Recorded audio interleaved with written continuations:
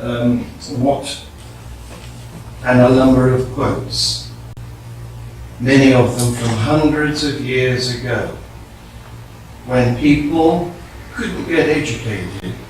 You couldn't be taught to read and write without getting a dose of religion thrown in. There were no secular schools.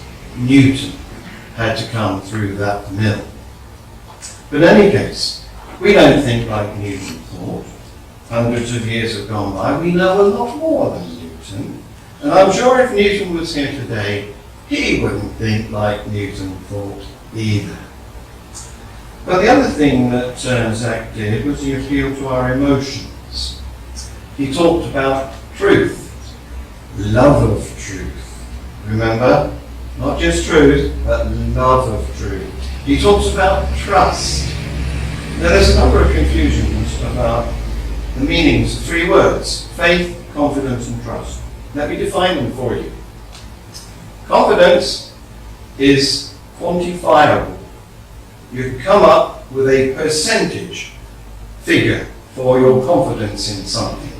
For example, traveling by aircraft is the safest means of transport because only one person gets killed in, let me get this figure right, 2 million person miles traveled. Okay? But motorcycles are the worst form of transport. They're the least safe because 200 people get killed on a motorcycle for every 1 million miles traveled. That's confidence. It's percentaged. It's empirical. Right. Now let's look at trust. Trust is a bit more woolly. We can't get figures on trust, but it is still based on reputation. It's qualifiable. So you trust your partner because they have a reputation for behaving in a particular way, and you expect them to continue in that particular way. You can't put numbers on it, but you've got trust based on reputation. Okay? Faith is neither of those. Faith is somebody deciding by opinion to plump for something which lacks any form of evidence or reliable reputation. Okay? So, then Zac talked about arguments. Well, arguments are worked out in here. They're cranial concepts. And we can come up with all sorts of wonderful concepts in our cranium. We can come up. Have you seen the Penrose fork? Eh? On one end it looks as though it's got 3 tines, and the other end it looks as though it's got 2 tines. It's impossible. Have you seen Humpty Dumpty? He's a concept, but he's not real. So the thing about arguments that are thought of in here is that they have no automatic, and I said this before, or necessary correspondence with what's out there. So you can argue yourself blue in the face, but until you've come up with some evidence, we don't know whether your argument actually matches reality or not. Let's face it, even logic, which is the best form of thinking, and we use it in science, has paradoxes, logical paradoxes. I could go into some now, but I haven't got much time. So what I'm going to do is just continue from, I think this is my last slide, and finish the presentation that I didn't have time to complete earlier. So, beg your pardon. This is the thing. Different epistemologies. Zac and I seem to have different ways of understanding. We have different understandings of the meaning of the word theory and the word hypothesis. It's odd because Zac's been through this research mill. He should know. We have different ideas of what an investigation is. We have disagreement over what evidence is. Zac comes up with arguments and thinks it's evidence. Zac comes up with quotes. I didn't do anything. I could give quotes. I could appeal to authority. What about Francesca Stavrakopoulou, who is the professor of theology at Exeter University? What does she say? Almost nothing is true in the Bible. I could do that, but I don't value appeal to authority. Most of Zac's presentation was appeal to authority, quoting people from the past. Who said what? I could quote Dawkins. There's no need. Quotes don't matter. What matters is evidence. And that's what we have to agree about. We disagree about the relative importance of argument and observation. I've just been through that. And we disagree about value that we assign to authority, tradition, and revelation. I don't assign any value to authority. I don't care who says what. It's not who, it's the what that matters, not the who. Okay, and we have different evaluations of belief. I don't think beliefs are important. Let me just finish this and you'll see why. So, the investigation goes through this process. Scientists have a question, we come up with a hypothesis, we make observations, we have a constructive investigation, we make observations, we draw conclusions. The conclusions are knowns, they do not require belief. What Zac concluded from his PhD research is not, it's a known, it's not open to question. And we are looking for a process. But believers, they start with a question, and they look for an ancient solution. And they think that hypotheses can be strong. But they can't. They haven't been tested yet. They are presuppositions to them. And their version of investigation is just to either reinterpret the ancient scriptures. Notice that scriptures have a special word for writing to make them seem important. And they sometimes use scientific techniques. Yes, you can apply science everywhere. It's good stuff. So they age the shroud, for example, or the paper that the scrolls were written on, and so on and so forth. But that doesn't mean anything, just other than they're old. It doesn't mean that events happened. And we'll never know what events happened unless we can invent a time machine. So, in the absence of conclusions from which they can draw theories, they have this other category. They call it justified true belief. And their outcome is not there is a process, but there is an agent, God. And so, where am I going now? 1 minute. Oh no, not 1 minute. That's justified true belief. I just want to get to naturalism. Zac, he's right. Naturalism is an assumption. But there's nothing wrong with that. What he's doing here is applying philosophy and saying assumptions are rubbish, and therefore the whole of science is rubbish. He's just got self-security. So, the fact is that philosophy is only thought.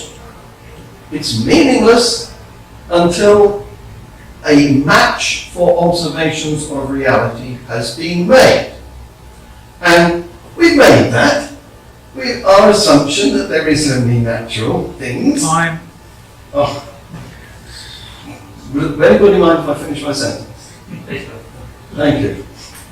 The fact is that we have got oodles of evidence for the effectiveness of the assumption of naturalism. I think Zac put up my quote from Dawkins that he said, "It works, bitches." Well look, I'm using this to control that, and it's projected onto there. Who would say that the assumption is false? Hey. Thank you. Okay, thank you.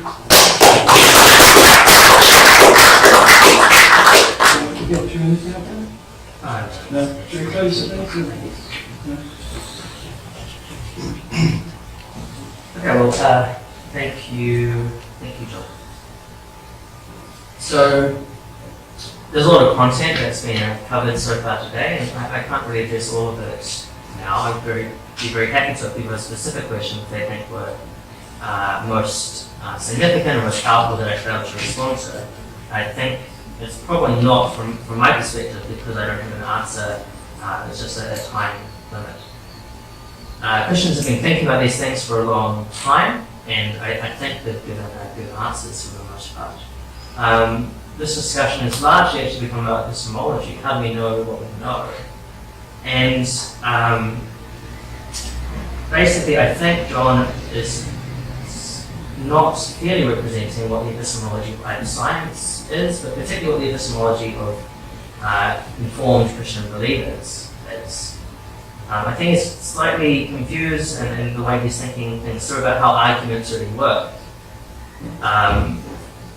In his attempt to discount arguments as compared to science. So, for instance, he seemed to suggest that even logic is not that trustworthy because it has paradoxes. So, seeing from your presentation, at least, John, that you appear to trust science more than logic. But this, to me, seems slightly ridiculous because science relies on prior assumptions. It's a combination of prior assumptions, probabilistic observations, and arguments to extrapolate these observations to broader claims.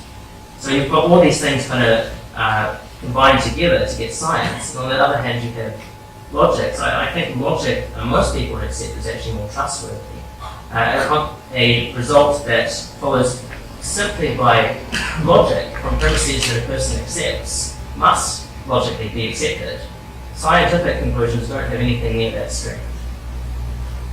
I think there's a faulty epistemology underlying a lot of what John is saying, which makes it difficult to have this conversation.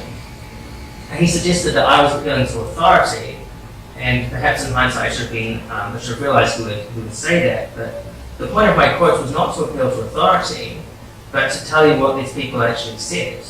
If you want to understand the history and philosophy of science, you need to hear what the people who were involved in the origin of science were saying. Because many of the new atheists completely misrepresent this. Sometimes it's misrepresentation by omission, and sometimes it's just by blatant falsehood. But there are many myths around this, and so I think it's important to hear what these people actually said about their faith and how they saw it related to their science and their reason. So if we want to understand the history and philosophy of science, we need to look at some of these quotes from these people. So I saw a lot of you kind of nodding when he was saying, Zac was just appealing to authority. That was not the point of my presentation. So hopefully you can see there's some value in what I was offering. It wasn't just to appeal to impressive names. So John has a very high view of science, which is fine. I also have a high view of science, enough to commit approximately 10 years to it so far. But science is probabilistic. Science is not certainty. All science is probabilistic, and I think this puts in a very similar category to many decisions we make about our life, including decisions about worldview. In fact, in God, in activism, these things are also probabilistic. So to discount faith as probabilistic is to overstate science. I'm not sure if I've mentioned so far, I don't think so, but he noted justified true belief, as if this was some kind of religious claim. That on one side you have science, and the other side you have justified true belief. It's actually not a religious claim, it's the standard definition in philosophy of what knowledge is. Philosophy is not a Christian discipline. So, again, I think some confusion around what the two sides of the debate really are. John seems to have turned it into science versus metaphysics. I think that's a debate that John can't possibly win, because science relies on metaphysics.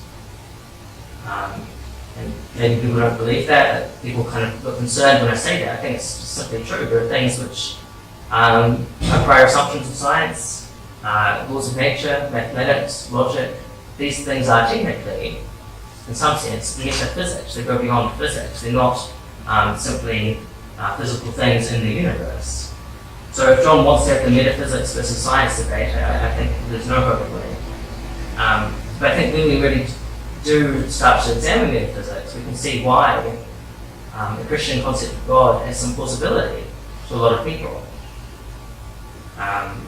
So of course there are many people I could refer to here that John would say it's appealing to authority. Many people have found this quite persuasive when they begin to examine, move away from a naive view of science as if it were certainty, as if it were